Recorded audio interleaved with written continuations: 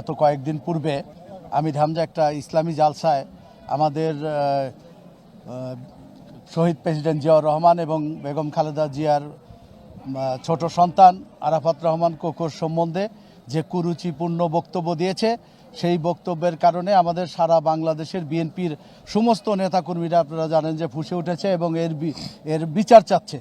তা আমি সেই কারণে আমাদের জেলা বিএনপির সাধারণ সম্পাদক সাইদুর রহমান বাচ্চুর নির্দেশক্রমে এবং আমাদের জেলা বিএনপির সিদ্ধান্তক্রমে আমরা আজকে এই আমির হামজার নামে একটা মানহানিকর মামলা করেছি এবং আমরা এই মামলায় তার একটা মানে দৃষ্টান্তমূলক বিচার চাচ্ছি এবং গ্রেপ্তারি পরোয়ানা চাচ্ছি। বিজ্ঞ অতিরিক্ত জেলা ম্যাজিস্ট্রেট আদালতে আজকে একটা মামলা করা হয়েছে। বাদী হইল জেলা বিএনপির সিনিয়র যুগ্ম সম্পাদক জনাব ভিপি শামীম খান। মামলাটি করা হয়েছে 500 ধারায় মামলা। জিয়া পরিবারের মানহানি হয়েছে, কোকোর মানহানি হয়েছে। তার মানহানির কারণে সারা বাংলাদেশের মানুষ ক্ষুব্ধ হয়ে উঠেছে। আমরা 500 ধারায় মামলা করেছি। বিজ্ঞ আদালত মামলাটি গ্রহণ করেছেন এবং পরবর্তীতে আদেশ দেবেন। আমরা তার বিজ্ঞ আদালতকে বলেছি আমরা তার যথাযথ উপযুক্ত বিচার চাই।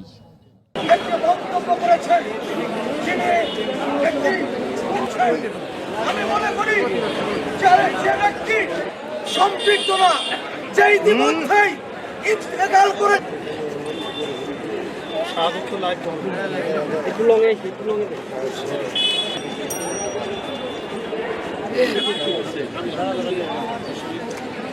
ফাঁসি চাই, আমির হামজার ফাঁসি চাই, ফাঁসি ফাঁসি ফাঁসি চাই, ফাঁসি ফাঁসি ফাঁসি। আমির হামজার দুই গালে জুতা মারো তালে তালে, ফাঁসি ফাঁসি চাই, অবিলম্বে আমির হামজার ফাঁসি চাই, ফাঁসি ফাঁসি ফাঁসি চাই, আমির হামজার ফাঁসি চাই, জুতা মারো তালে তালে, জুতা মারো তালে তালে, আমির হামজার দুই তালে, জুতা মারো তালে তালে, আমির হামজার দুই গালে, আমির হামজার দুই গালে। এবারে একটু বুঝতে পারে নাই। এখন তোমাকে কালকে কাল হবে না